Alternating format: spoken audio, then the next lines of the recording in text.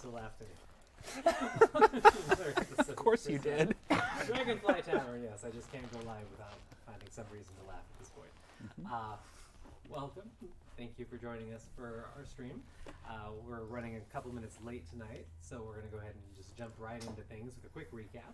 So last time on the Prismatic Dragonfly Tavern, our intrepid group of individuals ended up confronting Talwyn, the farm owner that they've been contracted to help recently on their first adventure together as a team. And let's just say things didn't go the way that they expected. And after a brief scuffle with Talwyn, he managed to escape and vanish into the night. And then we had a bit of investigation, bit of detective work around the farm where everybody found that the land itself seemed to age and turn barren after Talwyn had left. So the house that was once, a functional farmhouse that looked like it was very well taken care of was now an old Rune with creaking doors and wind blowing through it, and the fields that had lush crops on it had all gone dry. Our party found an interesting tree trunk in the attic of the house with strange runes glowing on it. And after they destroyed the rest of the runes that Talwyn was using hidden around the farm and the wells, the tree continued to gather more and more and more energy until it was shining up the entire attic and streaming light out of the house. And it was then Cass ended up finding out how to activate this tree trunk with a specific rune. And the tree trunk opened up and presented them with a very strange sapling that they feel has some sort of magical quality. After that, they set off on the journey back to Eggvir, the giant that they were trying to help, who they originally were thinking was the villain, according to Talwyn. And we left off just as they had reached Eggvir's abode, and found out that all of the very carefully laid out traps and defenses had been sprung and exploded by someone. And they saw runes all around that matched the runes that Talwyn used in their brief encounter with him in combat. And they found Eggvir on his side with a runic sword impaled into his ribcage, struggling to breathe. And that's where we left off last time. So we'll pick up right from there. You all find yourself at the edge of the clearing that leads to, that houses Eggvir's domicile. And it is a battlefield. The ground is torn up and exploded in multiple places. You can smell sulfur in the air. There are small little patches of fire on the ground all around. You can still feel some arcane energies that are just present. You don't think there's probably any of the traps left at this point, but some massive amount of magic was released here. Eggvir's house is smoldering at this point and has been reduced to ash, and he is in the distance next to the house on his side with a dark runic blade shoved into his ribcage, and there's multicolored runes that are lit up still on the blade. And you can't see anybody else currently. So it's up to you guys. Well, Sonny's rushing right over. Just running across the field? Yeah. Make a perception and a dexterity check for me since you're first.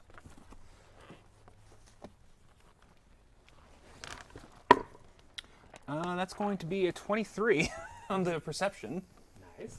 Okay, what about a dexterity check? Dexterity. 8. Okay. Well, whatever it is, I'm going to see it coming. Positive thinking. So as you kind of dodge and weave your way towards Eggvir, you get a really good look at the surrounding area. And despite the fact that there's debris and there's like kind of these leftovers of a large battle, you can see very clearly, and there's nothing obscuring your vision. And you feel relatively confident right now that Talwyn isn't in the immediate area. And there's nobody else in the immediate area. And you can confirm as you're rushing over that Eggvir is drawing like strangled gasps of air. And yeah, so you'll be the one that is leading the way to him. What's everybody else doing? Cass is close behind. Close behind Sonny? Yep. Following behind, just but very carefully to only step where they've stepped, where the ground's not going to explode. Very nice. Very nice. I am... Who's holding me? Rowan. I am starting to get like really agitated and like I squeeze shuffling harder. out. Which, as we know, calms cats down. Yes. That is a scientific fact.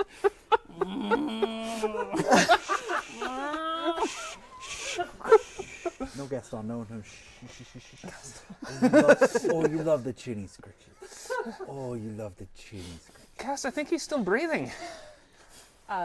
Laying on hands, like all 15 charge. All 15 charges. Oh, yes. Because that'll give him all of 15 hit points. Oh, okay. That's what I was thinking. Okay, so as you and Sonny arrive, you just immediately just kind of slap a hand onto. Okay. So you can mark that used. You definitely feel the spell take hold, but as you two kind of slide to a stop next to him, you notice how much of his clothing is soaked in dark blood at this point.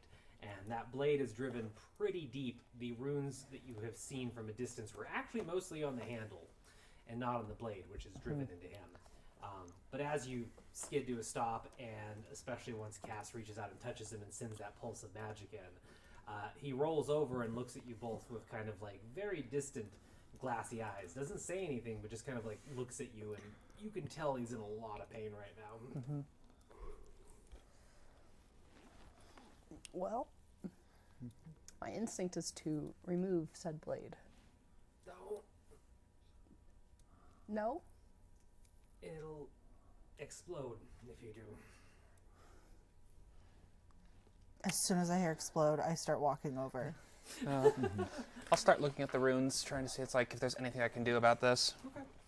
I will assist in this effort. Okay, you have advantage. All right. Arcana check? Yep. 19. Not bad.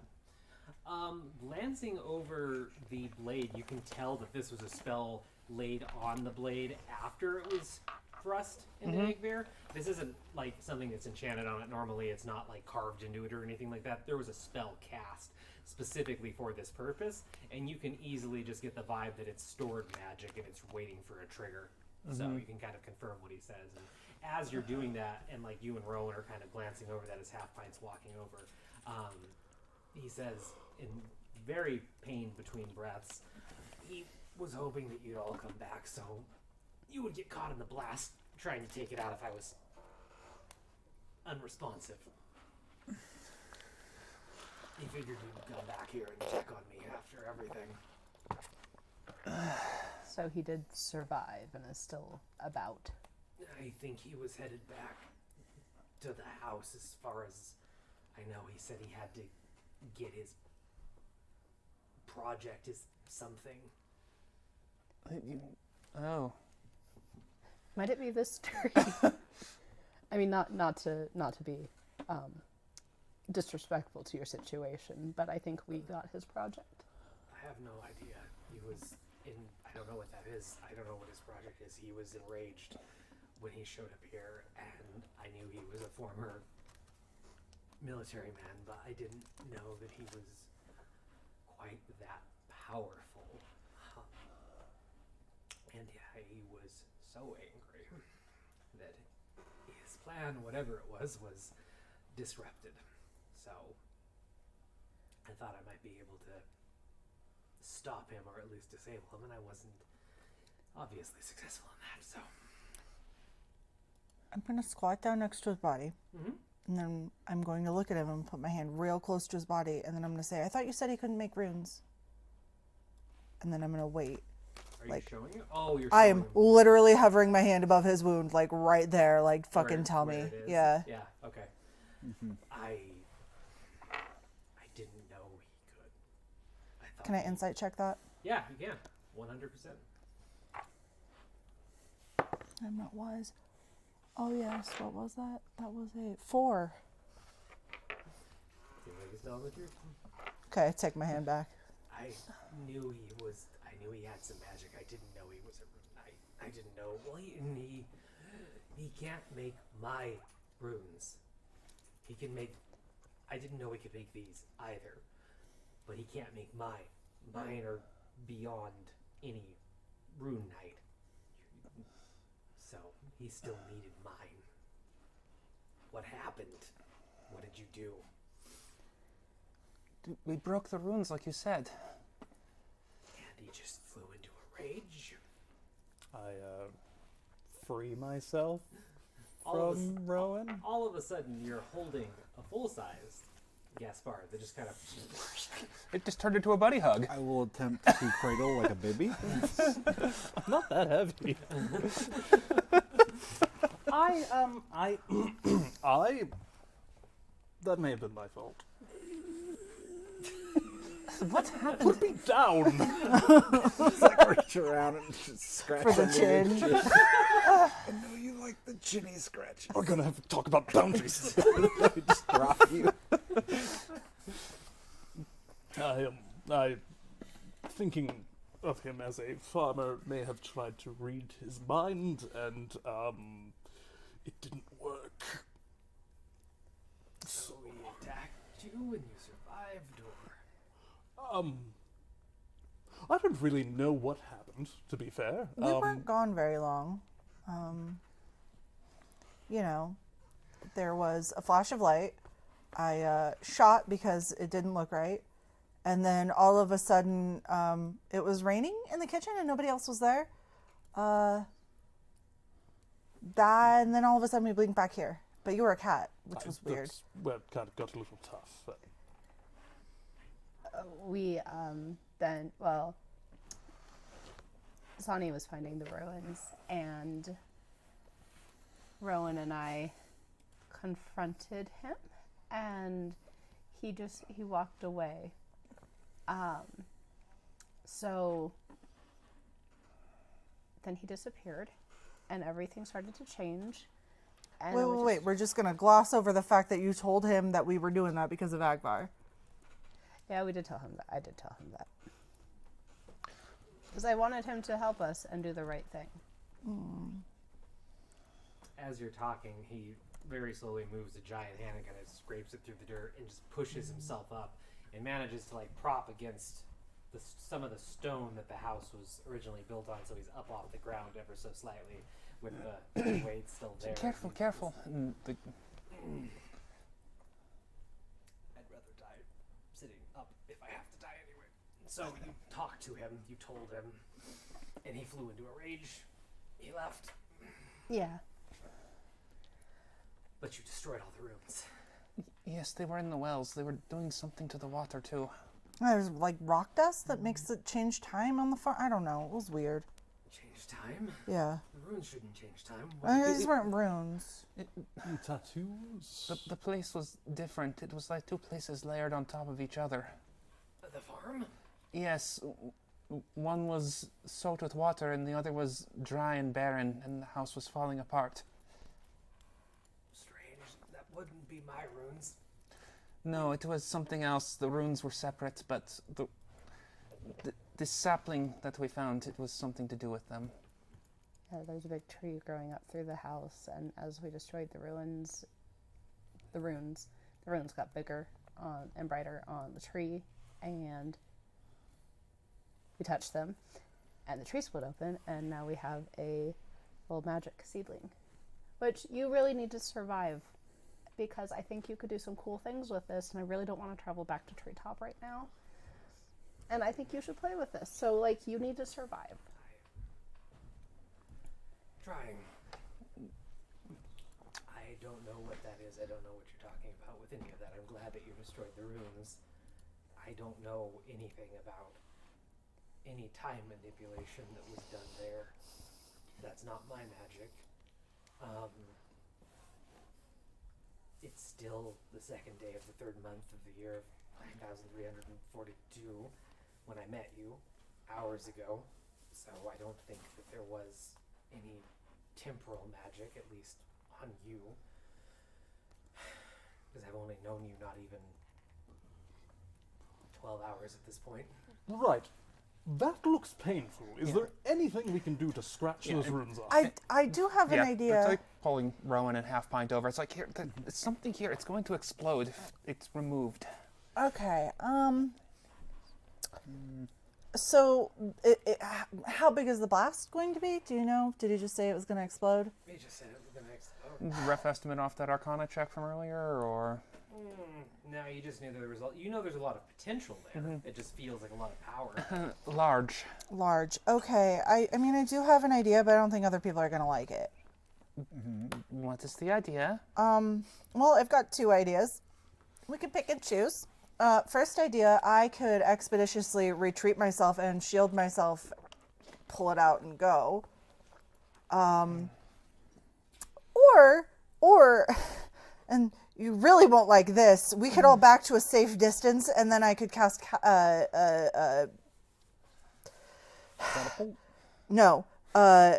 snare on him so that he is launched into the air without the sword. Hopefully. I could slow his fall, but I don't know if that would work. That is incredibly dangerous and stupid. I mean, it is incredibly dangerous. It is not stupid.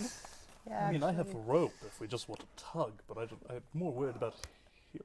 Yeah, I'm worried about that slicing him open. I think probably our best bet is to do like a simultaneous pull and heal, but I don't know how we would do that without one of us going down. I mean, I've got Mage Armor and I can cast Shield. I can also, yeah, and you know what? I can actually give you, I can make an infusion now. If we take a couple of minutes. You can also just leave. You don't have to. I mean, this is No. kind of her fault, so we should probably help you. I also may have told him about the traps.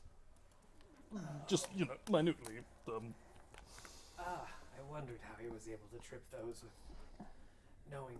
It seemed like he knew they were there. I mean, yeah. I mean, I can also cast Bless, so maybe you'll be a little bit easier to avoid the explosion or anyone involved. And then I do have Cure Wounds, as long as it doesn't kill you. Considering the amount of pain that I am currently experiencing, I am up for almost any of your plans. And considering my research has been burned to the ground, I don't care about any of the surroundings. So if I do die, at least it's not taking out my life's work that's already happened. Papa says always keep backups. Really, this is your own fault. This is not I the did not time. plan for this contingency, that is for sure. I did not think that I would be dying at his hand after all this time. Okay, here's what I'm going to do. I'm going to create an Eldritch Cannon. And I'm going to put the protector version of the Eldritch Cannon, which gives 1d8 plus 3 temporary hit points to each creature of your choice within 10 feet of the turret. It can walk or climb up to 15 feet as part of the bonus action. So what I want to do is I want to take this Eldritch Cannon, set it up, and have it right next to Agvar before I just catapult him. Yeah, you can easily construct the Eldritch Cannon. And you said 1d8 plus what? 1d8 plus 3. 1d8 plus 3 if you want to roll that. 7. Before he's launched.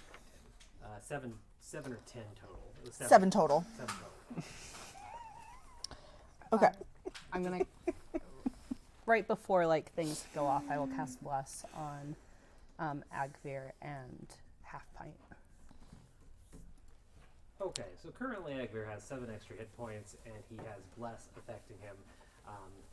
What are you all actually doing is the plan based on where you all are in the sequence of events, because it will very much matter how this plays out if you're going to try a combination of spells and stuff. Right. I am going to put a hand on Agvir's shoulder and I'm going to say, look, your research is important and you should have a long lifespan where you can rebuild that. And frankly, I don't want to feel responsible for your death, so you're going to pull through and these people are going to help you. Yeah. And that's my attempt at bardic inspiration, in which case, and also, when you fall, just make yourself wide, and I cast Feather Fall. Wonderful. And what's your bardic inspiration die? 1d6. Oh, so And then I'm gonna walk right up to him. Just very gentle. I'm gonna get right up next to his face. I mean, just this close to his face. And then I'm gonna lean forward and I'm gonna touch his nose and go, boop. And as I do that, I'm going to cast Mage Armor on him. Wonderful. And that's what's the modifier? His target's base AC becomes 13 plus Dex modifier. 13 plus Dex. I'm assuming he's not wearing armor. He's not. No. So So. that actually, yeah, he is not wearing armor. Hey, Half Pint, let me know about 4 seconds before you do your thing. Oh, you'll know because I have to put the rope around him in a circle, and I'm like walking around, letting.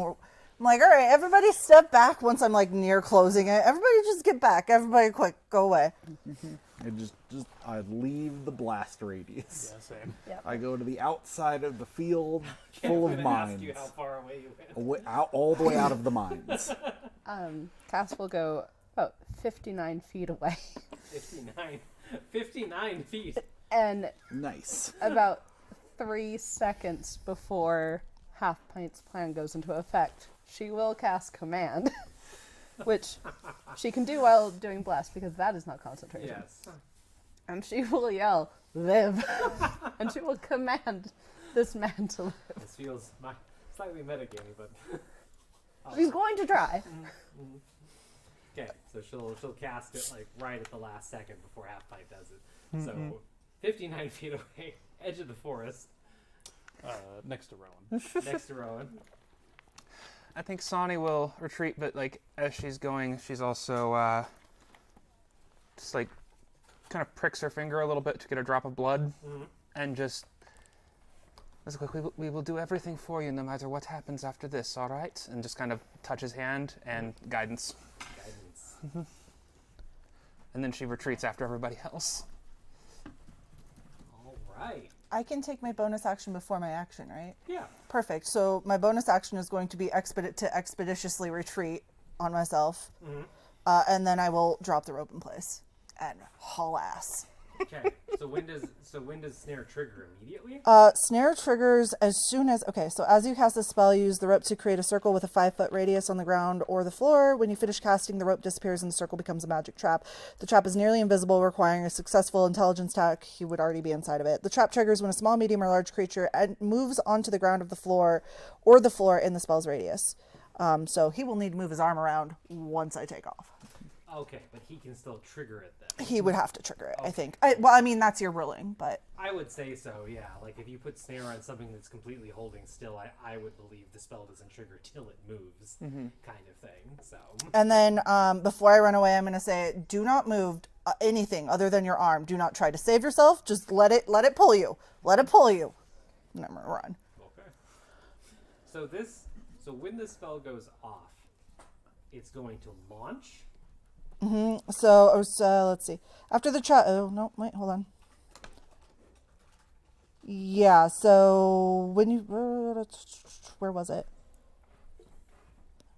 Yeah, the creature must succeed on a dexterity saving throw or be magically hoisted into the air, leaving it hanging upside down 3 feet above the ground or the floor.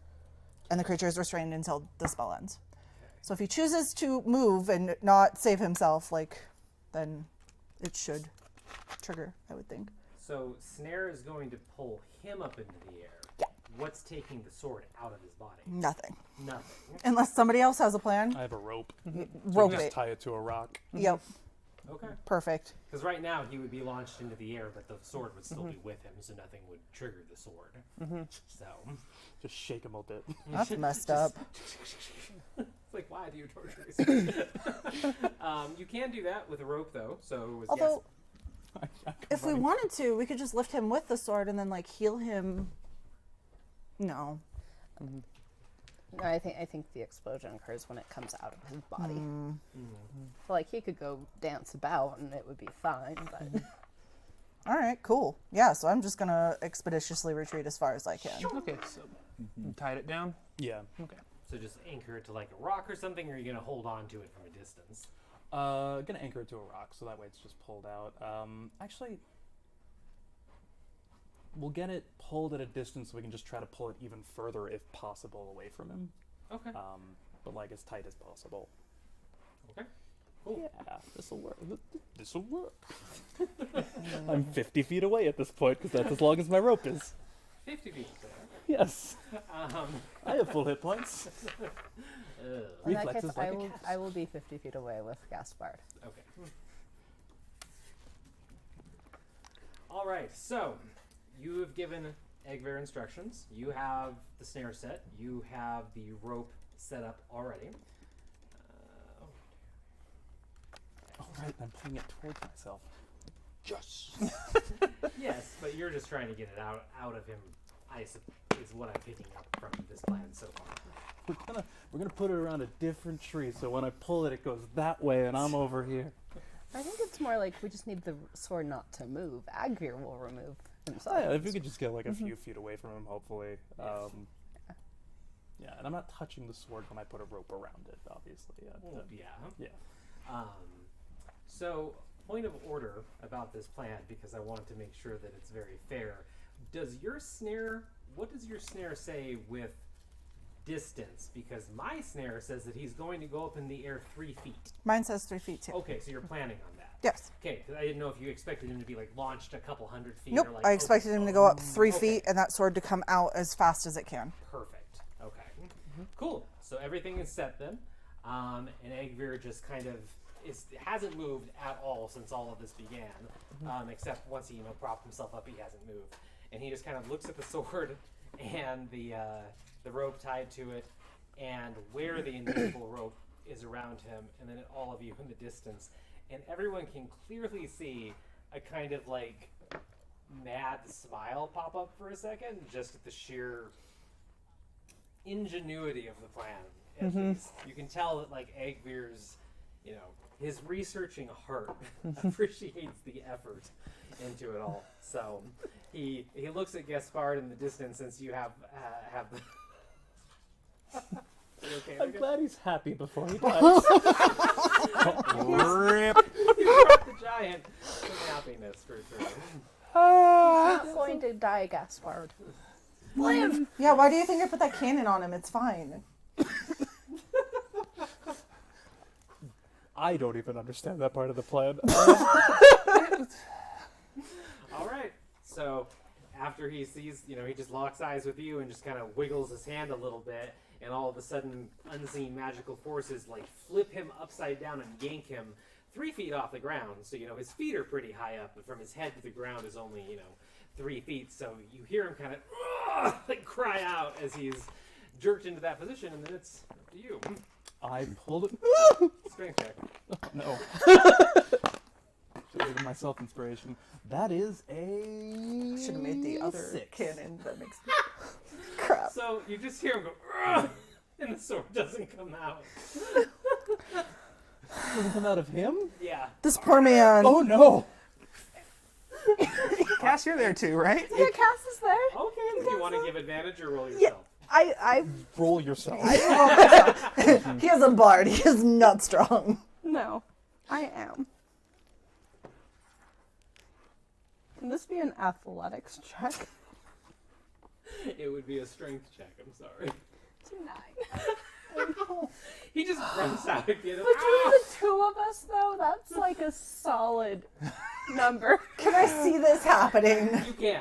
I'm gonna haul butt over yes. there. You can, Yeah. And then I, being as strong as I am, will try to pull it out. All 3 of us should pull. but your lid is still going to go off. I'm not going to. I mean, also because of things to know in my backstory. Do I have advantage on this? No. Okay, strength check. Maybe that will roll. Maybe not. Remember in the Sword of the Stone when the rock was in immense pain? No! He rolls there. A 7! He crawls out again.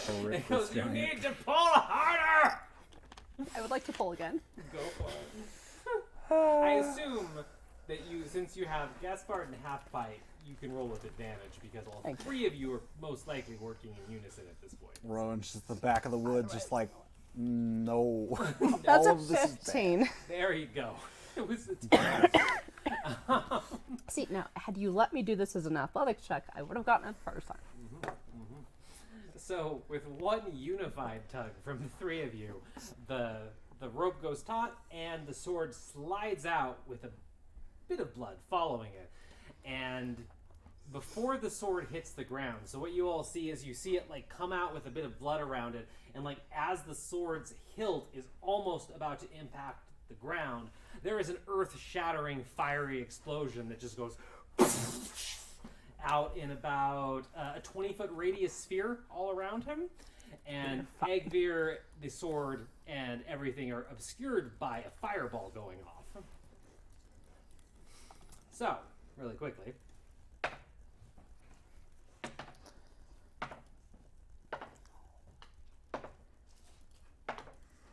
What level was this fireball? Basic. Third level, 86. Well, yeah, that'll he's do. dead. He's absolutely dead. Like, he's a hardy giant. I cast Featherfall on him. He's gonna be fine. With a 3-foot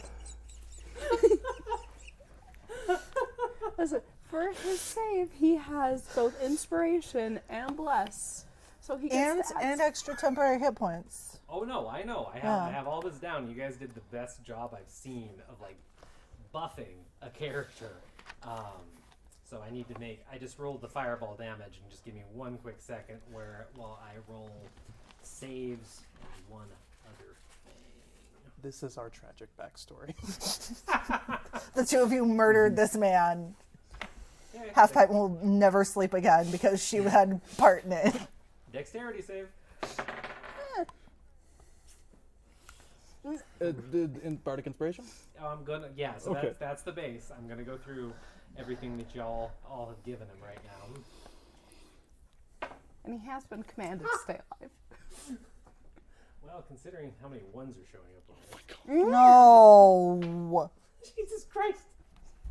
There's 2 ones right there. Okay, hold on. Why do you want this giant to die? I don't want the giant to die. The fates want the giant to die, apparently. Plus Dex.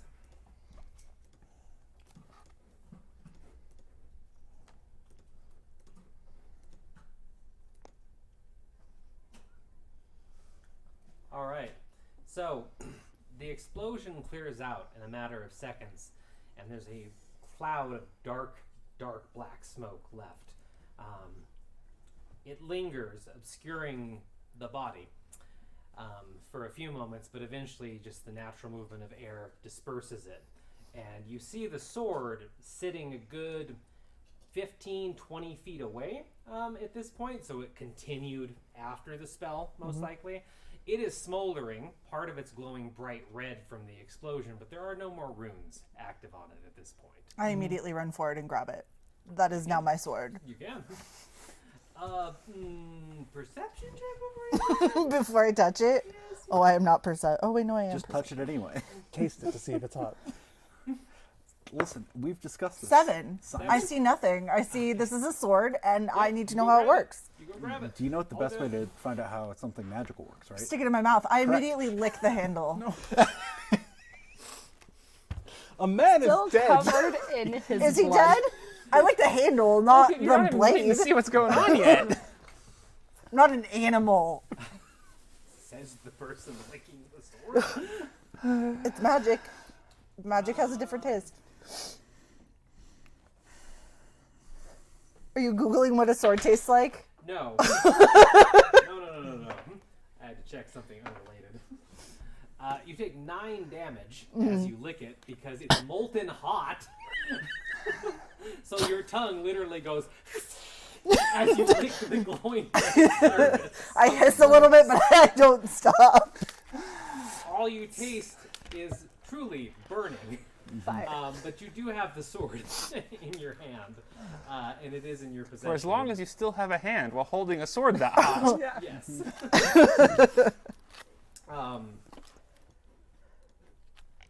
Yeah, so it just feels, besides the raging temperature of the blade portion of it, thankfully the handle seemed to escape most of it.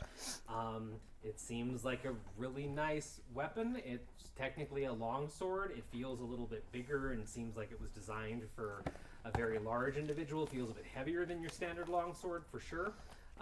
It is currently kind of charred. Definitely has some unique carvings along the blade and the hilt that look very angelic in nature, and probably used to be a very bright silver and gold, but it's kind of, the handle's a little rusted, it's covered in char right now, and it just seems like it's been through a bit. But, Yes. Okay. but you have it. So, in the distance, you see Egler's body. We didn't sense him. I don't know. I'm going to run to him and do a medicine check. Okay, do a medicine check. I walk. Just saunter. More like try to find the will to move forward. That's a 16. 16. So you run up to him, and you see that a lot of his skin is singed. In some places, worse than others.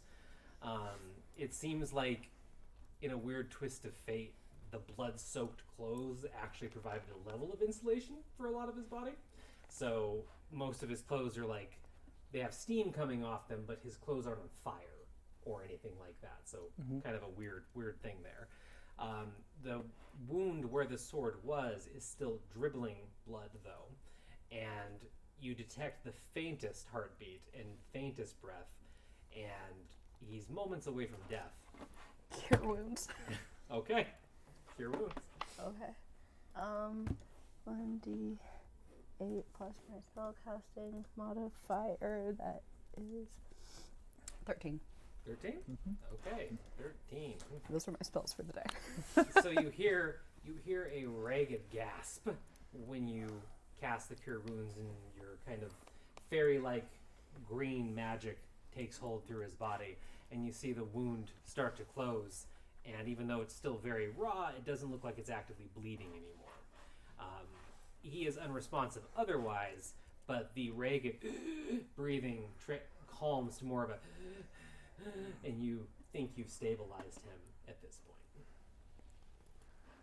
Would Spare the Dying do anything in this moment? Spare the Dying would be, you could have used Spare the Dying instead of Cure Wounds, Okay. I believe, in this instance, but Cure Wounds was enough to stabilize somebody that is technically making death saving throws. Cool. Okay. So,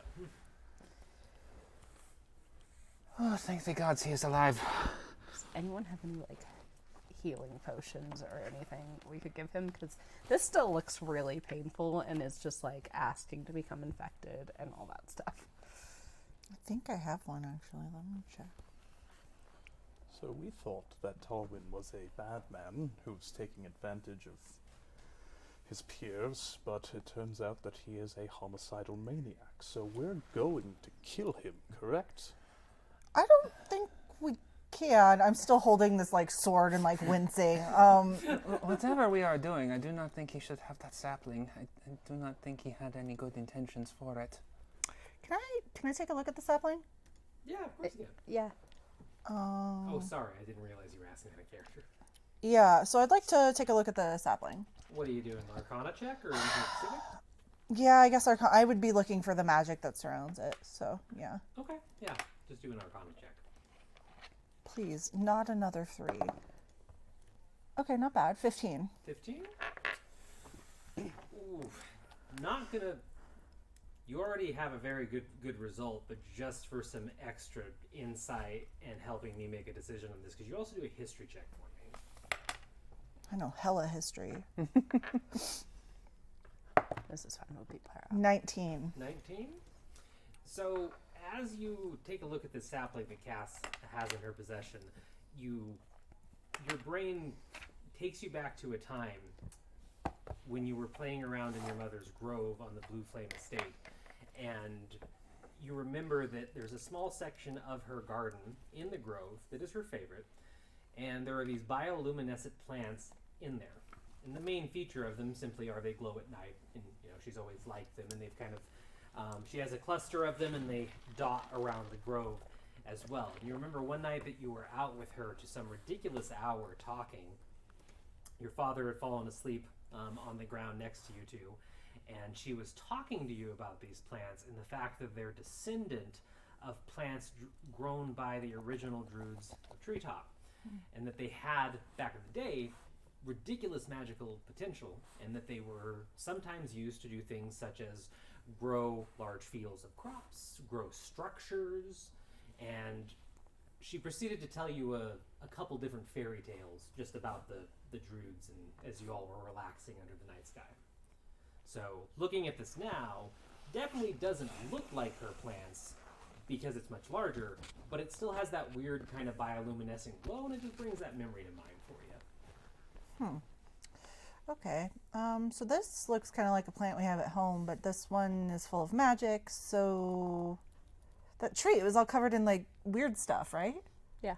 Do we know what it was? What was the language? It was druidic, but I don't know druidic. Didn't you grow up with druids? Yeah, but I was about to start my druid training and I left. I mean, that makes sense. It's not like people in my village all speak the divine language. We have to learn that in school. Yeah. But, yeah.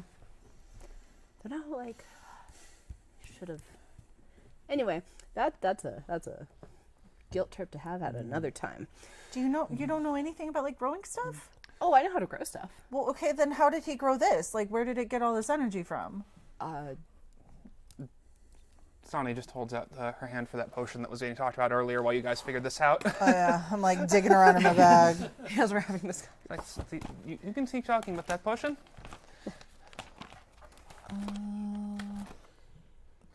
Alpine's just having one of those classic girl moments of like, this bag isn't as this big. Why can't I find these things? Oh, I have 2 superior healing on me. I knew I had superior healing potions. So I'll give you one of them. Okay, cool. And then Sonny will just gently try to administer that while they figure this out. Yep, easy enough considering he's still out. And unless you want to roll 8d4, I can roll it for you. 8d4 plus 8. Let's see, how many d4 have I got?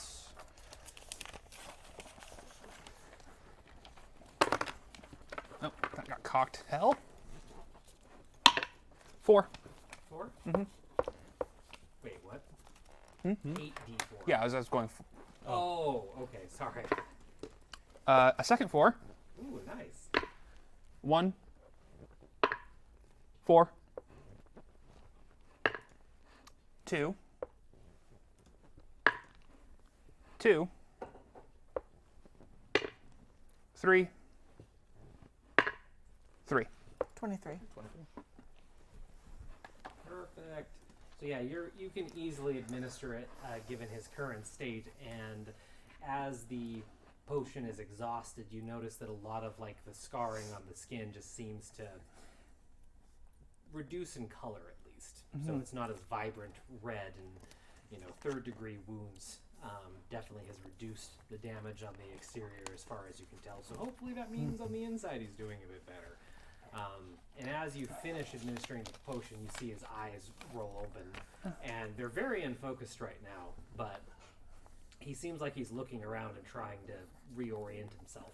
Are you still with us, Akbar?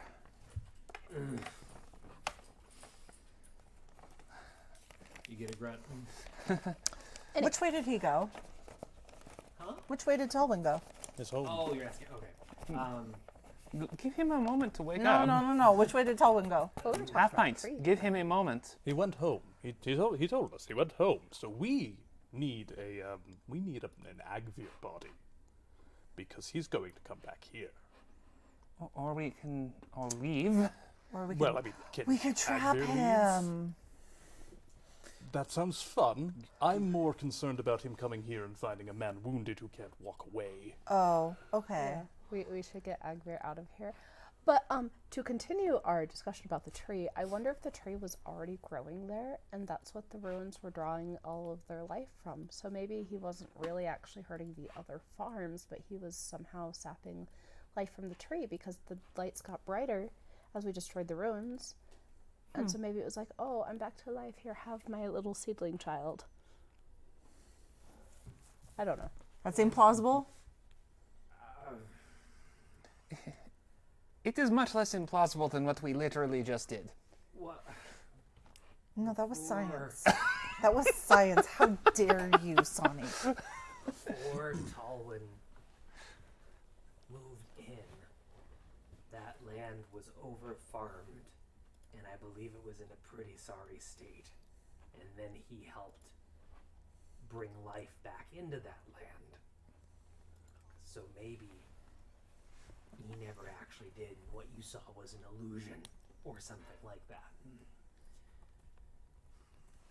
But we have this tree. That I don't know. You said there were runes.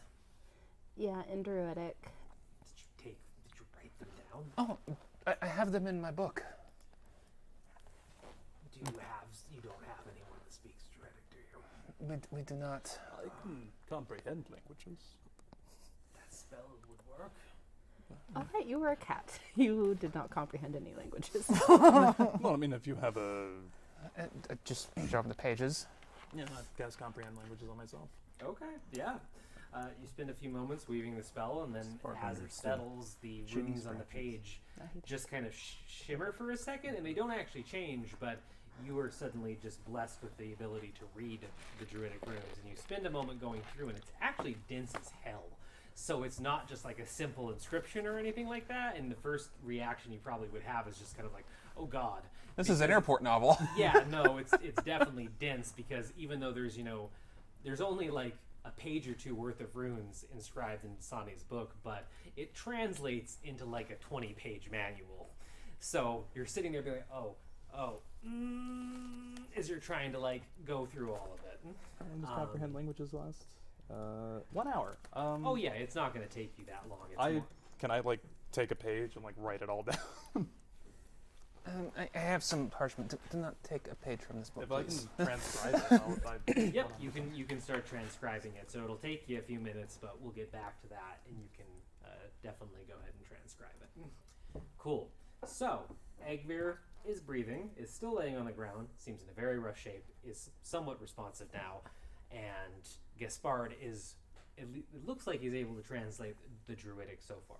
I feel like I missed a question to Egvar, though. Was somebody else asking him a question that didn't get answered? Okay. I'm going to give him like a ration and some water and just You will general gratefully care. take those and just eat the ration in one bite and just finish the water. Do you remember any of your research? Or is it just like all gone? Oh, no, I remember all of it. I can replicate it given enough time. Do you need resources? Yes. Do you I have could- some place to go? But I could send him to my mother. Mummy would be more than happy to take on a smart scientist. She sounds like a very interesting woman from the stories. Oh yes, I hand him her book. Oh. He's like, I really wish you would quit giving Mummy's book to people. Well, no, I'm going to take that back. But if you're curious about her credentials, she seems very well. Very well. I have a place to go. I can offer the same escape to all of you as well. It's a one-way ride, but it's at least out of this forest. Where are you going? it's delightful. A couple 100 miles away. I guess that's far away from. Yeah. Though you also I would need to not. cash in that contract. No, we got paid, and I have the contract, and it's been signed. And Mummy is going to be so proud of me when I show her this signed contract. But don't you need it to be sealed by the officials of the city? We should get out of here. Do But not the give her a reason seal. to stay. It's fine. I'll forge one. Mummy will never know the difference. No, that's probably true. No, and you found out from Talwyn that like once his stamp stamped it, it's good. Like the city will pay if you go back, kind of thing. Like the city will formally recognize it and stuff, but they're not going to stamp it or do anything to it. Oh, okay. Yeah. So Halfpint has a completed contract at this point. Excellent. Yes, let's get out of this forest. And I'll get you another introductory note because you should hang out with Halfpint's mom, who sounds like a delight. And then you should also take my seedling and go to Treetop. It's lovely. Why don't we just grow the seedling? I'm gonna leave that to Agfir. Who knows? Who can maybe use it for science? I could use it for science. No. As you're having I like this that. conversation and going through Halfpint multiple can use it paths for that you can science. all take here in the future, To everybody go to the place. clearly hears an Doesn't mean incredibly Halfpint can loud keep it. and tortured scream coming from far away. I think we should be going now. I think he has gotten home. Loud and tortured scream. Did we leave someone up there? No, I think he saw what we took. Oh. I thought maybe he was killing something. You're almost done. You're getting close. Yes, yep, just give me 1 minute and then we should get the hell out. I lick the seed pod. I mean, well, if you choose to lick. Yeah, I lick the seed pod. Does it taste like science? It tastes Why like do you lick everything? It's a key part of science. You gotta taste everything, Sonny. it tastes like mint, just like Runes did. Surprisingly. Minty. Fresh. So, as you hear this roaring scream in the distance, you are finishing your transcription right now. So I think we're actually going to take a break here in a second, and we'll come back right after you finish the transcription. But Egvir will answer the question regarding how to get out, and he's going to gesture to like the rock he's leaning against. If we can get inside the original tunnel, the original passage in there, I have my version of whatever they call those things, thunderstones, thundersteps. The teleporters, yes. Teleportation. I have one that I was working on as a project that's mainly meant if I ever had to leave here because of the farmers, and it will take us about 175 miles away to one of my previous homes. It will be safe, at least, and you can leave from there, and Talwyn won't be able to follow us immediately because it's a one-way ride.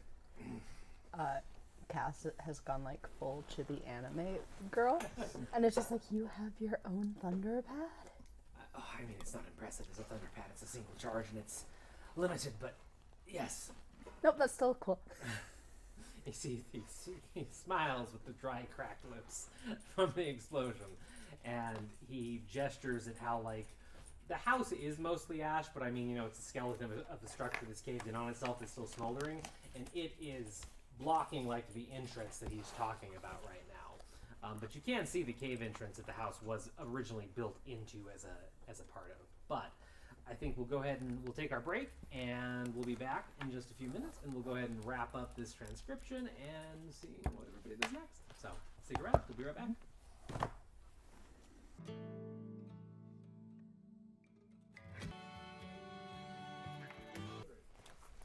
Welcome back. Thank you for sticking around.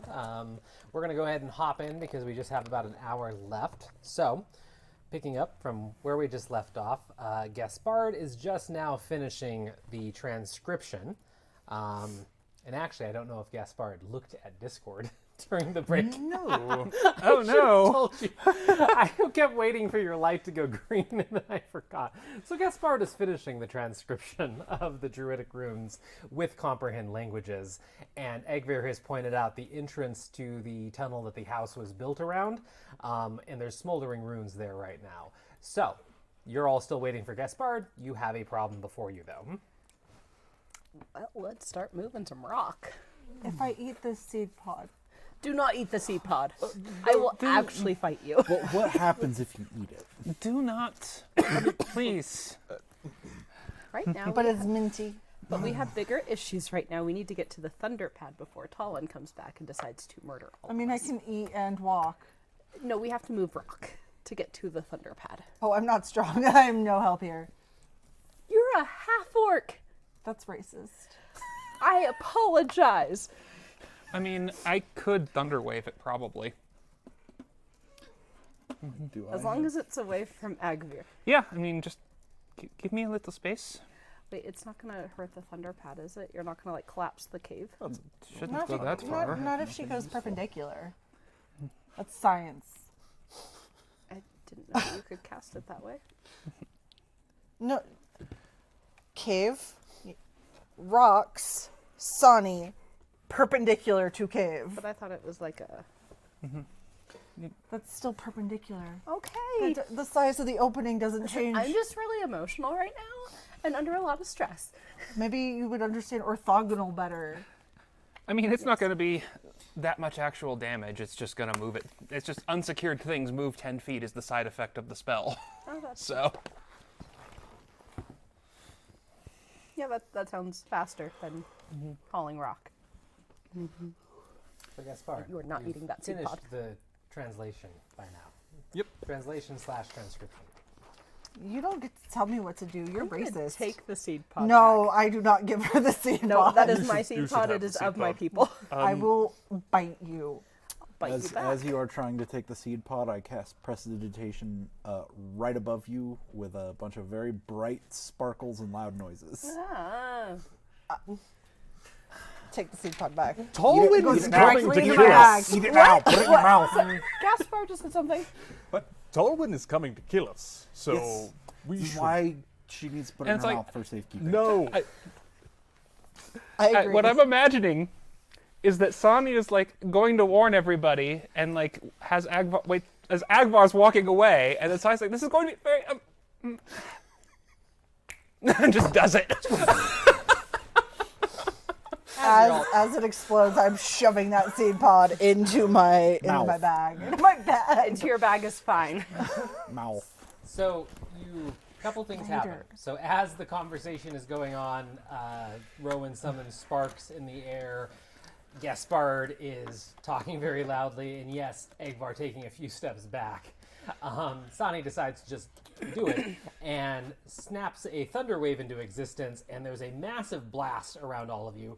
Thankfully, you know, it's just a whole bunch of wind based on where Sani's standing. Yeah, I'm not close up to hurting you. But it's still a thunderous boom that goes out to 300 feet. So for a moment, you're all like slightly disoriented.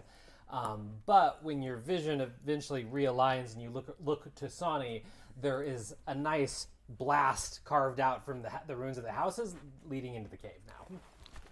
Can we go and we can talk about this on the other side of the teleporter? Yes. And the second thing is half point. When you're trying to put that seedling in the bag, it actually won't go in for some reason. And it's not like the seedling is actively resisting, like it's trying to like grab the edges of your bag or anything, but it suddenly feels like there's an invisible force for some reason that's not letting you put it in the bag. In the mouth it goes. Yeah, in the mouth it goes. Give me the seedling. No, This is look, you are just- not my mother, and you will not. You are not mummy. I was the one who acquired the seedling. You are not mummy. I will. You are not mummy. I think Sonny should have it because Sonny is like the reason why we have it in total, right? Or was that Oh, maybe or I was out it of you? Or was it you? I don't remember. Let's I go. was the one who touched the rune, but yes. Okay. I touched the rune. I licked the rune. Anyway, We can discuss this later. And Sani just like, may I take this, please, until we No, sort I'm this out? still trying to shove it into the bag. I'm like, I will hold this. This is mine now. okay, you can stay here and deal with Talwyn. No, I'll go with you. It's Agvir, may I escort you to the thunder pad? He nods from the like 25 feet away he walked and slowly walks. He's definitely limping at this point, but he is moving under his own power. And he walks by Sani and just like offers a smile of thanks for clearing the area, and then kind of ducks under the cave entrance and leads you all inside. And so once you walk inside, there's still plenty of light kind of spilling in from the outside, and it's really not deep in here. It goes about like 50 feet into this giant stone. And you can see that it's kind of been used as a storage room for a long time, but it seems like a lot of it's just clothes, and there's a picnic table like just carved out of a log, and there doesn't seem too much of value back here. But Egver moves to the back of the cave and rips a tarp off the ground and kind of sends a whole bunch of I think plates and glasses flying off to the side that crash, and there's a series of those flickering runes of his in the ground. These ones seem like they're out of sync for some reason, so they're all blinking at different intervals. And he sighs a big when he sees it, like of relief, like being like, at least thank God this is still here and it didn't get destroyed somehow. And then he turns around to face all of you and goes, "This is going to take us quite a ways away. Are you sure that you want to go this way and just not run into the woods? I would say this would be the better path, but still I like to give you the option." Yes. I'm just checking. Yeah. I'm Nope, trusting this the is ones fine. below to show me this path. This seems better. All right, then everyone on, please. And he just kind of gestures, and he steps on before any of you, but he just kind of stands on the glowing runes and makes a come here gesture. Everybody hop on? Yep. Yes. Okay. Cradling that seed. So one after another, In your everybody mouth? Between your molars? everybody hops on to the series of Flickering Runes.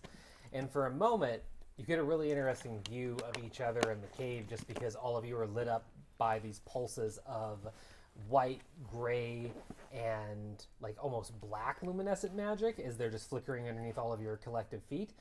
And Egvir reaches down into the middle of it and just draws some kind of an invisible shape over the rune in the middle, and you snap out of existence for the briefest of seconds, and then snap back in, and you're standing on an exactly identical set of runes, though this time you're on a very dusty set of floorboards that groan and squeak in agony as all of you are teleported onto top of this very old floor.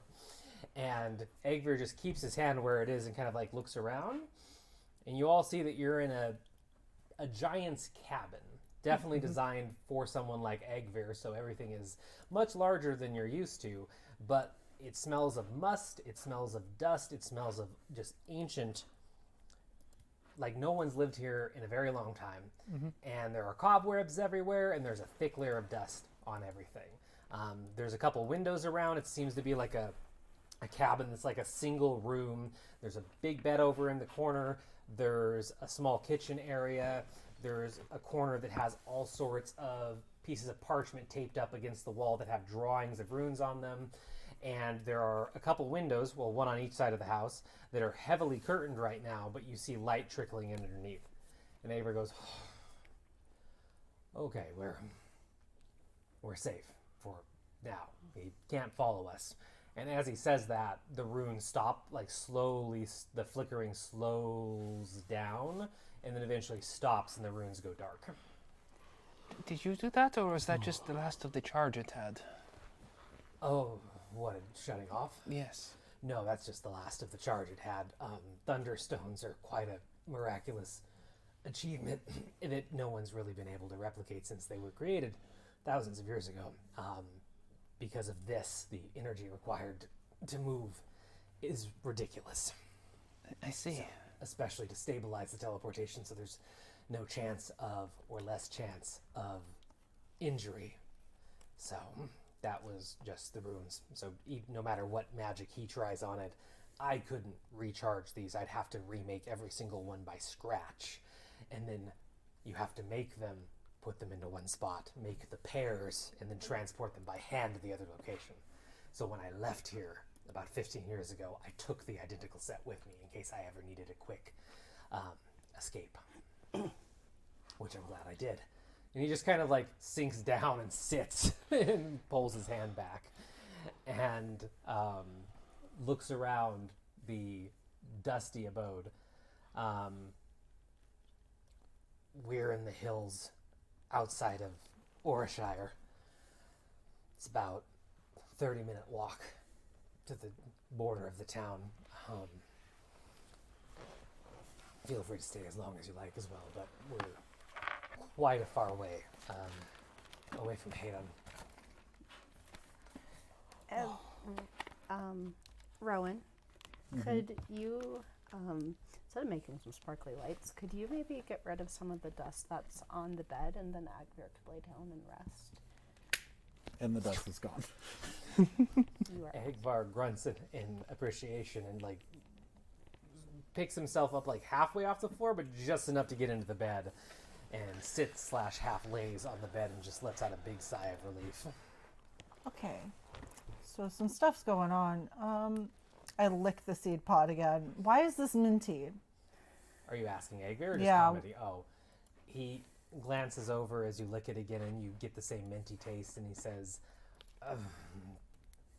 certain magics have certain flavors, even though I wouldn't recommend licking most Oh no, magic that's how all science is done. Clearly, you know nothing. it's not a practice of mine, per No, se. that's foundational to the study of magic is flavor. It is really not.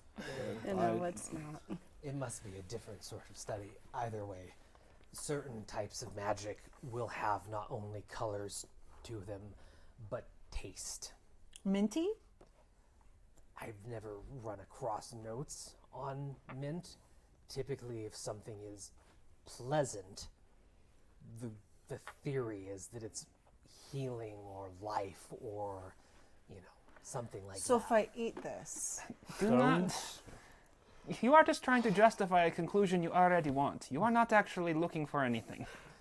it's a hypothesis. Just give me one moment to appreciate the fact that we are finally once again in obscurity, and we're out of that town. Oh yeah, how far is the anomalous conglomerate? I don't really understand like space and stuff. Or but, shadow. like, It's on another continent. oh, This is further than I had looked at the maps for my travels so far. Do you know about where this Orshare is? Cass, you've been What, traveling Cass? for a while. Know where this is. Oh, Because Julian does not. Well, yes, Cass would know where this is. It's pretty much exactly opposite of Hayden on the map, so it's on the other side of the central continent. Oh, okay. So, West or further from Mummy. Okay, yes. But closer to where we needed to go to see if that town was destroyed. but I don't care about that town. I care about Mummy. But you are going to be all right there. Fine. So Agvar, I got this minty seed, so I'm gonna keep it. It won't go in the bag. Do you have any idea why it won't go in the bag? He kind of looks and he seems really curious about the bag that you're trying to put it in or that you try to put it in. Is your bag enchanted? Is it a bag of holding or... I don't think so.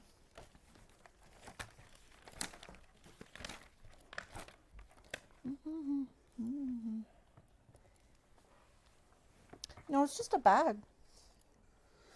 Oh, right. Typically, it could be an interaction with magical items. Out of curiosity, where is the sword that you took right now? Is it just on your back, or did you? Because you don't have a magical bag, so it's not on the bag. Is it on your back? The sword, yeah, absolutely. Okay, it's on your back. And he just looks. He continues to look at you and says, "The sword maybe could be throwing off the magic.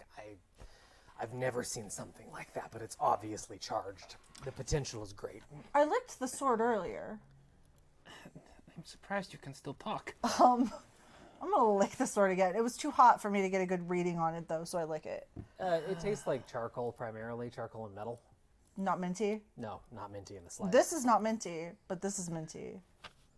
The sword could just be inert metal, but there's something on you that's causing an opposite effect. So there's something on you that's repelling that type of magic, that incantation, that enchantment, whatever it is, strong enough to do that, which is rare, especially because you're saying that bag's not enchanted. So you might have something on you that you're unaware of or you're forgetting that's interacting with that power. What if you tried to put the seedling in my non-magical bag? No, I'm on to you. The blue dust. I took some of the blue dust, didn't I? You did. You took a handful of the rocks after sifting the sand out. Okay. We picked this up from around the ground, where the edge of Talwyn's property was. Could that be? It was the illusion, or You want me to shoot him? no, you have your gun and your crystals or whatever the things Oh. it shoots are. Okay. I won't shoot you. Gaspar did not tell me to do that. Okay, yeah, maybe the gun, but also I'm not taking my gun off, so I guess the seed just stays in my hand. Right, so it's called a nursery tree. Some old, ancient, multiple millennia old, serves some sort of purpose. People really notes to care for it if you wanted to grow it. It's a little beyond me, to be completely honest. I mean, I have the words, but not the interpretations. Does it say anything about being minty? No, surprisingly, I don't recall. But actually, no. With the word nursery tree, does Cass, who was like, this is ringing a bell, does that ring the bell fully? Or- Make a history check with advantage.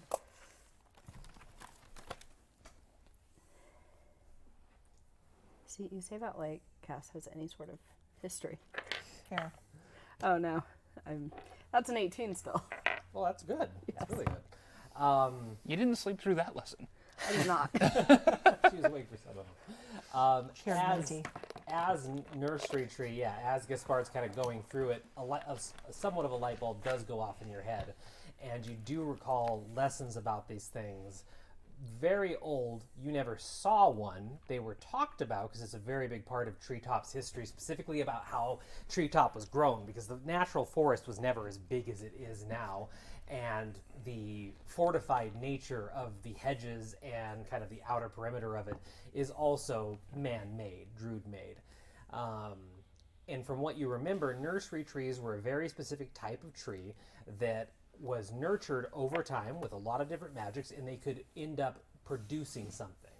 And a lot of times, the reason that this was taught to you was because these types of trees back in the day birthed the very strange race that emerged from Treetop and has only ever emerged once, thousands and thousands of years ago, the Treeborn, where there's these creatures that are truly made of tree bark, roots, dirt, and somehow they were given life a very long time ago. So the primary lesson you learned is about these creatures came from Treetop about 4,000 years ago, and there's a set amount of them in the world. You've seen one or two that visited Treetop or was still in Treetop when you were growing up, but you definitely remember the nursery trees, and that their ability to grow things is kind of myth and legend right now, but it's the main reason that race exists, apparently. Oh my god, it's a nursery tree. I look at it again. No, that tree built Treetop, and it built the Treeborn. I don't think this one in particular did, and then I lick it. Keep looking it, and I will literally bite you. I will literally bite it if you try to touch me. Can we please not? Okay, fine. I won't bite it. You just leave it in my hands. Just swallow it whole. Not gonna swallow it. I will not be ingesting the seed pod. Okay, I don't think I could take that much if it's that magical anyway. I have a question. Yes. So this is druid magic, right? Are you asking Agvir, yeah. Given that explanation and the fact that it seems like it's healing, I'd assume so. And you said he's just like a knight? Oh, Talwyn? Yeah. Apparently he's a rune knight based on the way that he attacked me. Then how did he do druid magic? He didn't. Something else did the magic. Where did you... Calmly and explain to me again. Where did you find it? In the attic. Yeah, there was another floor when we were in the other version of the house, the Okay. old one. And that came from what? It was like a tree, but also an altar. Like it was these trees wrapped around each other, covered in the runes he translated. And that was just sitting there When it was used, Got it pooped cracked out. open, and this was inside. when it got used? When It got cast, pooped out. when we removed the runes, it regained its power. Yeah. The ones that were in the well inside the What do you mean land. it regained its power? Every time we turned off one of the runes inside the wells, the runes on this got brighter, as if that is where the energy was coming from. And then when it was full again, a new rune appeared, and when it was an activation to the ritual as far as we could tell, and Cass touched it, and the altar trees broke apart, and this was inside. The tree was also minty, if that matters. So is he pulling the Not only the runes, but energies the bark. from this tree? Yeah. He reaches behind himself and grabs one of the very beautiful, pristine pillows, thanks to Rowan, and kind of scrunches it up behind his back and like leans back on it, and just has a look of exasperation on his face. I think I know what Talwyn was doing, because that just makes... Can I see that? Please I let him need to see that hold it. half-pint. You have to touch it. I need to hold it. I hand it over, but I keep my hand on it. He pulls it away from you. I try to pull it back. Giant. I mean, you can make a strength check. I'm not strong. It will not go well, but I 100% try. He is 13. horribly injured. And he just pops it out of your hand. And he just sits there for a moment, and you see him close his eyes, and his breathing slows for a few moments. And you notice the color of the seedling change very slightly. And you see lines and cracks in it that expose and have that kind of flickering black, gray, white magic of his runes. And then he reopens his eyes and he's still holding it very close. So apparently he listened more than I thought when we shared wine over so many nights talking about my research. Because what I'm guessing he did is he didn't use my runes to make his fields more prosperous. I'm starting to doubt he even had fields. Yeah, no, they were gone. I got rid of them when I got rid of the dirt. Yeah, yes, there was this ring of stones, and It might have just been illusions. it could have been. Do you want to see the pocket sand? I saw it briefly when you took it out. He holds it up like he's like both proud and angry at the same time. He most likely used my runes to siphon life force, whatever you believe in, whatever you want to call it, that type of magic that druids specialize in, from the farms, maybe even the people there, and he was slowly channeling it into whatever grew this. And then when you destroyed my runes, it released everything that was saved up in them, all the potential. He was probably trying to do it in a controlled way over time. I didn't think he'd listen this much. And then it provided enough energy to grow this, and just holding it, the magical potential in this is ridiculous, and it has my distinct runic signature on it. The storage, could he have used the reservoir for that? Because the water was full of this power too. Maybe unintentionally. I've never used water with my runes before, but I think I don't know the specifics, but I think that he was not trying to grow crops. He was trying to grow this specimen. But he's not a druid. Well, if He was channeling the energy into the druidic artifact. Think of it that way. He was using it as burning wood in a fire. He was powering this thing. He had no control over it. But then where did he get the seed? That is... And why was it in the tree? How did because he get it in the tree, Cass? I think the trees come from trees, just like people come from people. I don't think it's just like that, but okay. But I think maybe if I can do some wild speculation, if he knows that the tree forged came from these trees, maybe he was trying to create tree forged. They're very formidable warriors. They can Yeah, be. so what I'm hearing is I should eat this. No, that is not what is being said at all. I actually feel that if you tried to eat this, you would come to great harm. Yeah, that's what I was thinking. That's really the only reason I haven't done it. And then I lick my hand to see if it still tastes like mint. Very faintly. He actually reaches down, he rips like one of the pillowcases off one of the pillows next to him, and he holds it out, and he tries to put the pillowcase over it, and due to the size of the pillowcase, it does go over, but you notice that it seems like there's a bubble around the seedling, because the pillow settles in this weird orb shape, and he just kind of like shakes his head, like marveling at whatever this is, and you can see like the giant shape of it underneath. Oh, he's pondering the orb now. It definitely is. I've never seen anything like it. What did you say that the inscription howled? Let me see. Hold on, it was 4,000 years. It was 5342.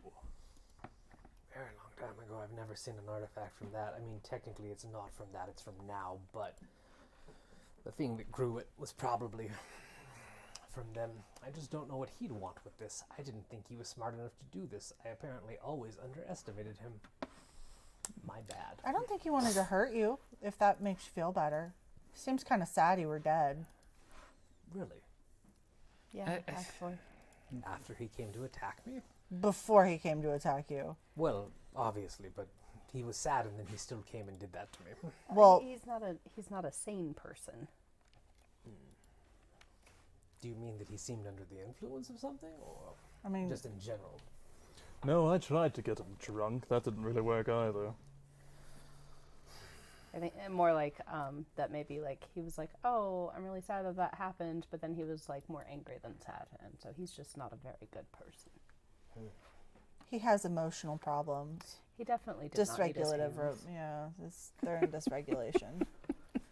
Well, I have truly never seen anything like this in my entire life, and I would say that the Druids of Treetop would most likely be a reliable source to go to, or any, well, most likely not any Druid, but any organization with records thousands of years old, perhaps, but most likely the Druids of Treetop would be your best bet at figuring out what this will grow when it's properly nurtured. But I mean, I could just start pumping Druidcraft into it, and we could see what happens. Do right? it. Do it. Do it. did you try? Yeah, that's why it's a little bit bigger. It was just a little seed, and then I hit Druidcraft, and it kind of flourished a little bit. One spell did that much? Yeah. I mean, my Druidcraft is pretty awesome. You should see some of the azaleas that I grow. They're great. If you want to experiment, Yes. there is a way that we could potentially get a glimpse into what this is. He points over at the stuff kind of pinned up to the wall. Can someone grab me the blue map? And he clearly indicates just some blue cloth hanging on the wall that has scribbles on it. Yeah, I'll grab it. Okay. Throw it over to him. Could you put it down next to me? Yeah. He reaches over and kind of puts the seedling in the middle of it, and then takes his hand away, and the scribbles on this blue silk-like piece of cloth flicker with his signature energy, and he puts his hand back. Anything that happens on that cloth is temporary. If you cast Druidcraft on it again, and something bad happens, we should be protected from it, and it will revert back to its current state. How temporary are we talking about? Very temporary, a couple of seconds at best, but it's a great way to test some of my inventions because it will not leave the boundaries of the cloth. Okay, I have to take out my notebook. So I take out my notebook and I'm like, do it. Sunny, Gaspard, Rowan, are you comfortable with this? We should probably know what we are transporting, and then we can decide what to do with it. Okay. I'm deciding what tavern to go to once we get to the city. But yeah, no, do whatever. Well, maybe we'll find out what city we are going to when we know what this thing is. Yeah, elves love to drink, I've heard. Yeah. Yeah. Yeah, that's nice. Cass does like to drink, yes. Yeah. What does that mean? I'm like sitting here voicing. I'm like, I'm sorry, is this an intervention? No, just, but we were drinking when we met. Yeah. If you want to be racist, I can be racist too. We were at a bar. It was a festival, yes. Yes. Yes. Okay, we're fine. I hit the seed with Druidcraft. So, you cast Druidcraft, and the seedling, just like last time, swells and quadruples in size. You notice that it only goes up off the ground about 3 feet before it hits an invisible ceiling and curves back down. But Egvir is just watching with a very fascinated, kind of distant look. You can do it again. It's got a force field. I'll do it again. It starts to grow again and almost fills this kind of cube that's now being outlined from it. But you notice that the green of the seedling is turning to a wood texture almost. I'll do it one more time. Okay. Actually, could you roll just a d20 for me? It's not the DM rolling dice this time. It's too powerful. 7. Well, if the DM would have rolled it. Yeah. So 7. So you cast Druidcraft again, and there is a very similar to the spell that Sonic cast to clear the way through the rubble. There is a boom, probably confined to the house, but it still shakes the floorboards, makes the curtains flutter, and everyone kind of catch their breath as there's a poof, and you see floorboards and windows and a chimney and random bits of a house explode into this cube, And for about 2 seconds, this invisible cube on this silk blue cloth is filled up with parts of a house. And then it goes and snaps back to the original state. And the magic in the cloth seems to fade. Congratulations, I think you're the proud new owner of a home. I'm a homeowner. Wow, I didn't think that was going to be something that happened And in my or a lifetime. baby. It looks like it's birthing that house. My grandchild is a house, okay. Grandchild. Well, because the tree is my child. Oh, Yeah. but- If it's birthing a house. I take from that what you will, but that was an interesting reaction. Did it look like his house, Talwyn's? Parts of it, like an parts of early baby version of. parts of like the design on the chimney looked similar. Okay. Yeah. He's trying to birth a house. That's the dumbest thing I've ever heard in my entire life. Yeah, he had all those trees around him. I don't understand why you wouldn't just use the trees to make a house. I mean, he already had the house. Yeah, just fix it. And instead he's gonna have this tree poop out a house. That's weird. So, when we started this mission, it was to fund our quest to go to a place to see if a village had been destroyed as we mass hallucinated, thanks to that pink woman. But now we have this seedling with a lot of magic, and honestly, like, I don't like Talwyn, and I would love to at some point make him pay for everything he's done right now. But what's everyone feeling? Do we just say, like, we're going to put a pin in this? Maybe Agvir, you could take hold of the seedling, maybe take it to your mother or to Treetop, especially Treetop, and we continue on our quest? Or, like, what are we feeling from here? I think we should send him to Mummy, and I think we should take the seed to Treetop. That could happen. I actually don't mind that. I just have to send a no. My quest was to get enough gold to be able to leave the city where we were. Well, we are quite far from there already, and you do Exactly. have some gold. Oh no, we can give it all to Agvir. He lost his home. I just want to get out of there. Don't. I have plenty of gold here as well. It's not something I'm worried about. Do all giants have lots of gold? No, I don't think so. But as I said, the research I've done has been very lucrative, and I don't use the money except for basic necessities and supplies. So I have collected quite a lot over time. So what I think we should do is we should send you to Mummy so that Papa can set you up in his workshop, and then you'll have all of the access to a bunch of different stuff.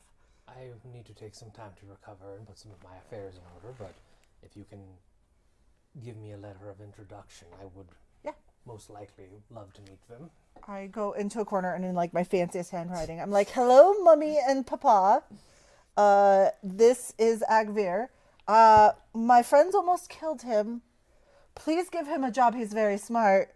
P.S. Gaspard says hello." And then I... All right. Yeah, he takes that and looks it over and nods and thanks, and he goes to put it in his vest, then notice how scorched and bloodstained it is, and just puts it on the bed next to himself. I take my signet ring just to make sure like Mummy knows it's definitely not me and someone else, and I like And punch actually it. Yeah. imprint it. Okay. Yeah. Well, I will gladly eventually head there and try to make contact with them, but what are you all going to do for now? Talwyn is most likely incredibly angry right now, but I doubt he'll be able to track you down. Did you tell someone about Treetop? No. Because you tell everyone you're from Treetop. You didn't tell him you were from Treetop? No. There was... As everyone's having this conversation, Gaspard is next to Rowan. We're keeping the gold. Do you know what that means? No. We can buy good food. Wait. And I just like pull out my bag. This isn't good food? And I like reach in as you say that, pull out a leg and just and then like toss the bone behind me. I agree with you, Sonny. We've talked about this, Rowan. That is so unladylike. What? I don't. Mummy would not approve. Do not eat like that in front of her. Is Mummy here? Oh no, but we will eventually meet her, and you will need to be on your best behavior because you cannot do that in public. Rowan, make a Constitution saving throw. Reach in, pull out Not that old. pull out a biscuit, eat the whole biscuit. It's only birthday. Except that I think that food was sitting around for a while. That's I was gonna say, is that 2 saves or a save with disadvantage now? Wait, Constitution saving throw? Constitution saving Oh, throw. my bad. That was just a Constitution check. Oh, okay. I apologize. If That's we're all gonna do good. this. We're gonna do this correctly. That's a 19. A 19. And could you make a Dexterity saving throw? Yeah, absolutely. Is she half goat? Do you think she's part goat? That is I a do nat not 20 know. for a total Nice. of 22. Nice, nice, nice. Mm-hmm. So, in the way that I'm picturing this scene, I think Cass is probably the closest to Rowan right now, but just the biscuit itself seems to have a purple quality as it goes into Good. That's extra texture. Rowan's mouth.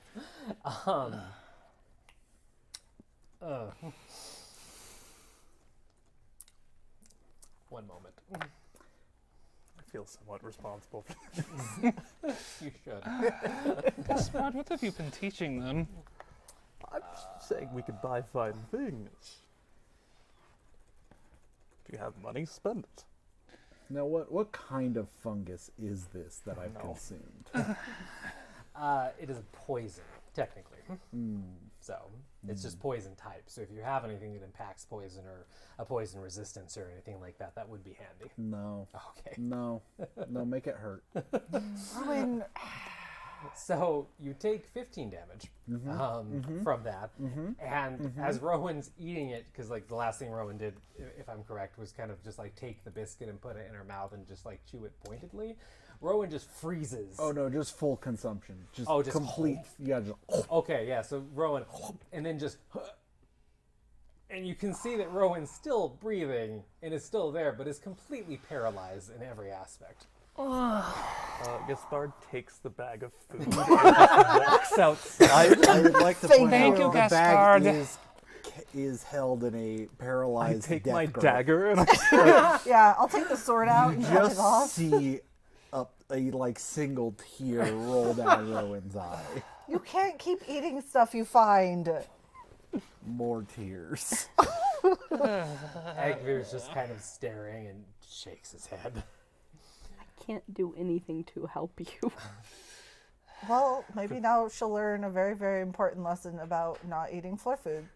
as I drop the bag outside and walk back inside. If it makes you feel better, No. Talwyn's the one who hired us, so you're fine.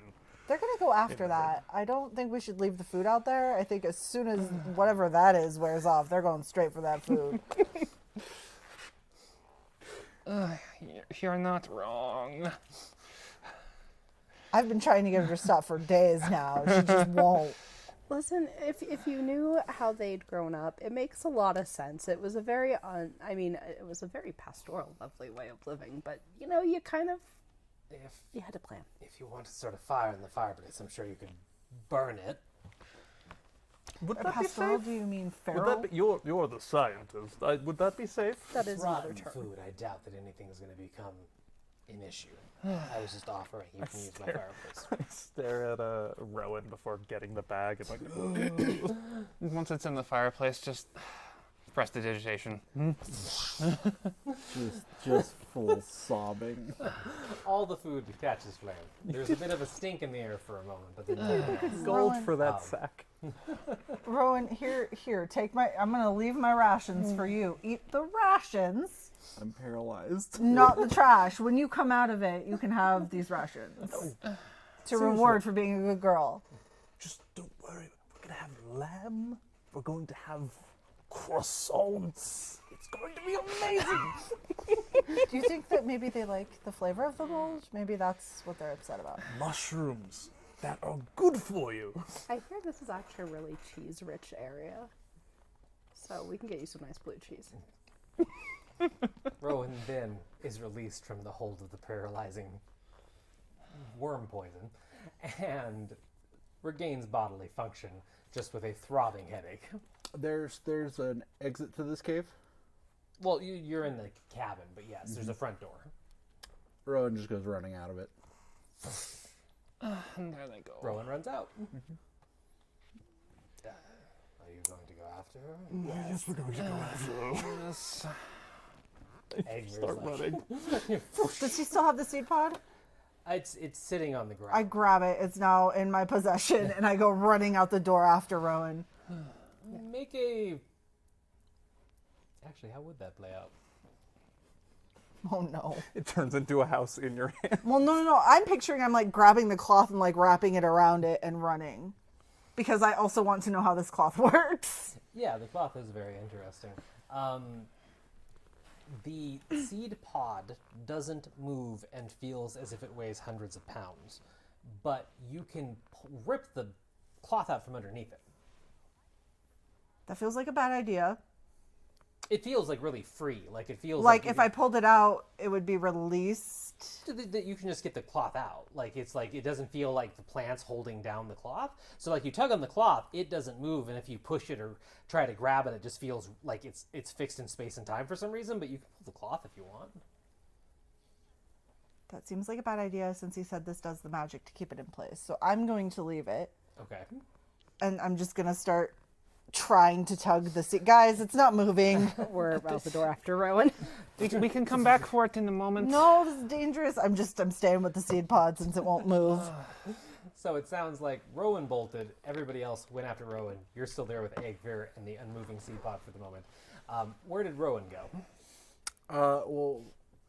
Tell me, what do I see through my tear-stained eyes? So as you I burst through exit the dusty front door that has not been opened in some time, you are in an overgrown forest area to the point where as soon as you home. come, yes, as soon as you come out, there used to be a very for a giant, small porch, but there's a porch.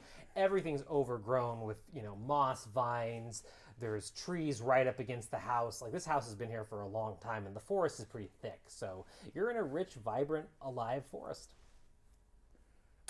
Okay. The instant I get outside, I'm going to cast Unseen Servant, have it run straight ahead. Okay. This particular Unseen Servant that I'm summoning has footprints that are about the size of Rowan's. Just a similar sized figure. And then Rowan is going to hang a hard left, jump over the edge of the porch, and run behind the house in the other direction.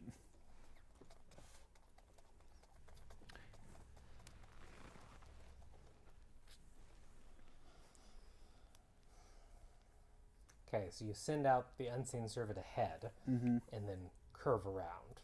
The old switcheroo. The old switcheroo. Okay. How much time does that take? 'Cause people are like right on your heels. 6 seconds. Casting time is one action. Yep. So it would take 6 seconds. Checking something out of curiosity to make sure this works.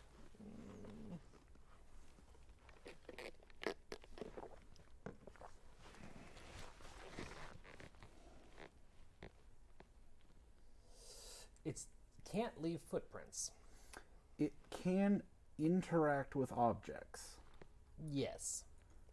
I would argue that leaving footprints is an interaction. It can punch the ground. Yeah, it's just punching the ground. It could. It's just an invisible, mindless, shapeless force that performs tasks. My simple task is leave footprints. Run that way, leave footprints. I'm going to say that it can't. I'm sorry. I don't think that's how that would work. But you can send it through, and it will carve a path. You can have it just like Then that's what I'm going to do. make the Just- because the you want them to undergrowth. go in that direction and stuff. Yep. Okay. Rustling bushes and things. Okay. Yeah. So you send the Unseen Servant out. It rustles the bushes. It actually knocks like some like moss out of the way and stuff, just like with the force of it going through. And you immediately hang a left. Sonny was who was the first one? I think you were, weren't you? Somebody said sorry. Somebody said like I go out immediately, and I can't. I mean, it remember. was It was you. Cass and Cool. Sonny basically. Cool. So you two burst out moments after Rowan, and you hear rustling. and you see the disturbances ahead. Go ahead and make a investigation or perception check. Okay. And Rowan, you can make a stealth check if you'd like. Good, because I am absolutely planning on making a stealth check. Can I try to investigate the area around the seed pod and why I can't move it? Yes. Egger's also still sitting there watching you, but you can totally investigate. It's a nat 1 on my perception. For a total of 4. Okay. Was a 4. Oh, I have nice. an 8 on my stealth check. We're all doing great. Yes, everybody's going absolutely wonderfully. So, yeah, as far as you can tell, you hear a lot of rustling and you see the disturbances forward, but you can't see Rowan all of a sudden, which doesn't really make sense with how shortly you've exited the house after them. So, it's up to you. How fast are they going? They can move, I think, pretty fast, but also, they can do some really interesting magic, so... I mean, I don't know, maybe she's somehow invisible or something, so let's just continue, taking off, calling for Rowan to come back. I don't think Sonny's, in any hurry to rush off into a forest she's not familiar with, but it's Yes. Yeah, Gaspar just starts running past you guys. If you hesitate at all, just come on! The forest is safe.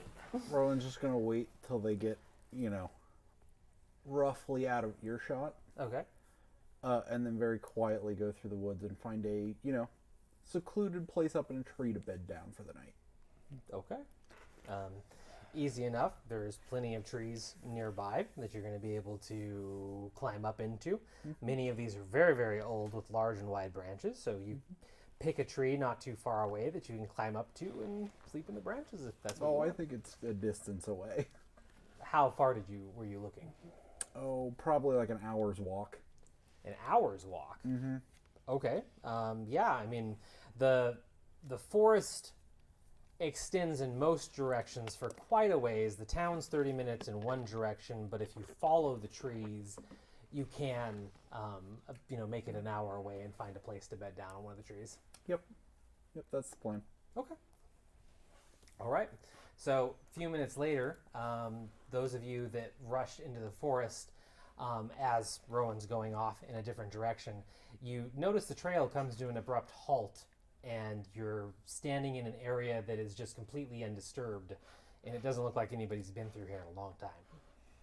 So I'm yelling like an idiot who's never been in the wild before. Does anything try to eat me? Just like a feral mother. Where are you, Timmy? Yeah, I would be concerned about Yes. animals. Gaspard, Yes.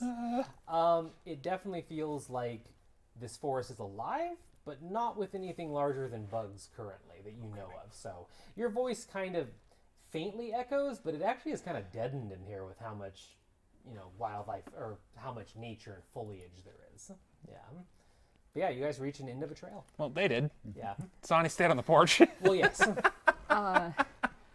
Okay, well, this Cass is going to look up, like maybe she went up into a tree in this direction. And is looking around, and Yep, no sign of Rowan. okay, this is this is bad. We didn't see anything that looked like a disturbance, like I don't know, a giant cat got her or something. a what? Giant animals, like a mountain lion or something like that. Here. Yes. Rowan! No. Shh. Okay. Gaspard just hears Rowan's voice in his head. Just go away. Can you, what is your range? 1 mile.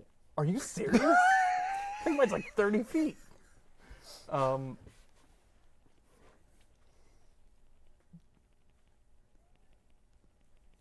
mean, we are getting good food.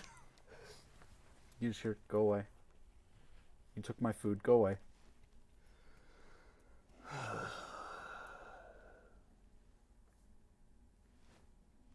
I have always looked out for you. Then why'd you take my food? Because it was going to kill you. No, but it's my food. Why would you take it? We'll be either at Agvir's house or the city. It would be nice to see you again before I abscond away from this party of madness, but I wish you the best, child. I don't think we're going to find Rowan. Why? Because they're dead, or? No, it's more of the brain thing. Oh, Yeah. she's talking to you. Yes. Where is she? Loosely. I don't know. I'm just not how that works. But anyway, I defeatedly just start walking back to the house. Yeah, I mean, she knows how to live out here, and I'm sure she will be okay. And hopefully, we'll let you know if if she's not okay. All right, so you two start heading back to the house. Half Pint was investigating the sprout. What did you roll? 7. 7. Yeah. So as you're, is she just? Actually, could I give you advantage? Because if Sonny comes back in, it's like, we're not going to find her. Like, Yeah, for sure. Especially with what Sonny's been doing. So Natural 20. Nice. much better. Much better. So, describe to me kind of what like Half Pint was doing. Was she just like tracing the invisible sphere kind of thing? Yeah, And just so kind I'm of- trying to, I'm patting it. I'm trying to figure out, how much substance there is to it and why this thing is, suddenly very heavy. Egver like has a very, his brow is furrowed as he watches you, and it's like he's kind of like processing along with you. I have a feeling it might be tied. It seems like it's grounded. Can you try casting the spell? Do you have spells? I do, but, I've used my spells for the day. I know a few, but Just a cantrip, anything. Yeah, as long as you're not Uh, nothing damaging. Most Mending. likely. I know. I can do mending. Actually, I had a funny idea that she might try. Is opening her water skin and then just doing a shape water to kind of just move it into the space with, and immerse the seedling with it. Oh, okay. So yeah, you summon the water, and the water heads over, and the water splashes up and over, and then onto the floor of the invisible, and the invisible sphere. And Egvar just kind of, I think it might be bound to a specific school or type of magic or cast, because she was pumping that spell. What was it, Druidcraft into it? Get her to try it. I think she's trying to find Rowan still. I go out the door and I start screaming, Cass, I need you to come lick the box. Come lick it. Please come lick please come lick it. Please come lick the seed. On our way back in, I will, I'm sorry, you need me to do what? Lick the have seed. to. Lick the seed. I will, as we get in, turn to Sonny and Agber and be like, what do I need to do that probably does not involve licking the Tell her seed? she has to lick the seed. You can tell her that. But, Cass, can you try casting some sort of generic neutral magic on that? I'll cast dancing lights. The lights appear right next to it, like on it. Can you pick it up? I will go to pick up the seedling. Yeah, you walk right up to it and pick it up. Hey, buddy. I immediately lick that. No, I will pull it away I from force you. field, I run up to that force field and I try to lick it, because now I need to know what the force field tastes like. You stop about 1.5 feet away from it, and it tastes like static, because you lick the air and where it stops you, and there's a staticky feeling across your tongue. Interesting. Try it. No. Try it. No. Did you find? I'm assuming you didn't find your companion. No. Where'd she go? What's it like out there? It's a lovely forest. Very overgrown, Okay, though. can you get into contact with her and let her know I'll burn down this whole forest with one of my flamethrowers if she doesn't, reappear? Why are you like this? Hands, Forrest? You are a very violent person. It's not violence if it's helpful. Unless I'm pretty sure it is still violence. trees have life too, and also Rowan could get caught in your fire. And then you kill Rowan. I mean, I don't have to do it. I just want her to think I'm going to do it. If you'd like, you can, like I said, you can use the cabin. You can stay with me as long as you like. Perhaps they'll come back once they've cooled down. there's no food, but there's plenty of edible. Some of my crops might be still outside. I'm sure we can put together something for food. The fire's already going. If you want to spend the night, we can talk more about the sprouts and your plans, and hopefully your friend will return. How far is the town? About 30 minutes, give or take. It might be worse because of the roads being overgrown, or my paths being overgrown, I assume. But Yeah, so I think we should stay here, but I also think maybe we should go get Rowan some food. Seems like... We were going to eat lamb. Yeah. It's going to be great. Well, town's not far. I think we can go still get lamb for Rowan. I mean, I'm sure you could get there and back very easily if you wanted to pick some food up and some basic supplies, and you have my place to stay for the evening, as long as you need it. We could get some basic provisions, stay here while we figure out what we do, wait for Rowan to come back. I think that's a good plan. I could also try to grow that mold on the food that you bring her back. Maybe that's why Rowan is upset. Do you think that's what gives her magic? I think that's why she couldn't move for a minute. Yeah, that's magic. That's not... It was foolish of me to take food from someone who's needy. I mean generally, She needed to stop eating out of that bag. I mean, that food probably would have killed her, so I think you did the right thing. But regardless, you can make it there and back easily. And if you'd like to pick some supplies up, you can spend the night. And it sounds like that's what you're going to do. So, Do you know what hopefully she Rowan's favorite food is? Is it lamb? I don't think there's a food that Rowan doesn't like. She seemed to really like that bread. There's many bakeries in the town. It's a decently sized area, and it's been here for some time, so I'm sure you can Get find her it. some bread. Going back into civilization, no one knows who I am. All right, so I think that's probably a good spot to pause for tonight. So we'll have some of the party. Actually, let's take care of that right now.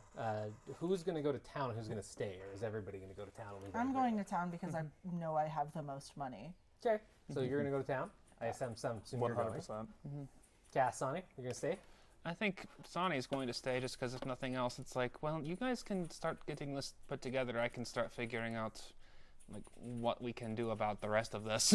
Okay. Yeah, and Cass will stay back with the seed pod to help Sonny figure out what maybe some plan options are Okay, to perfect. propose back to the group.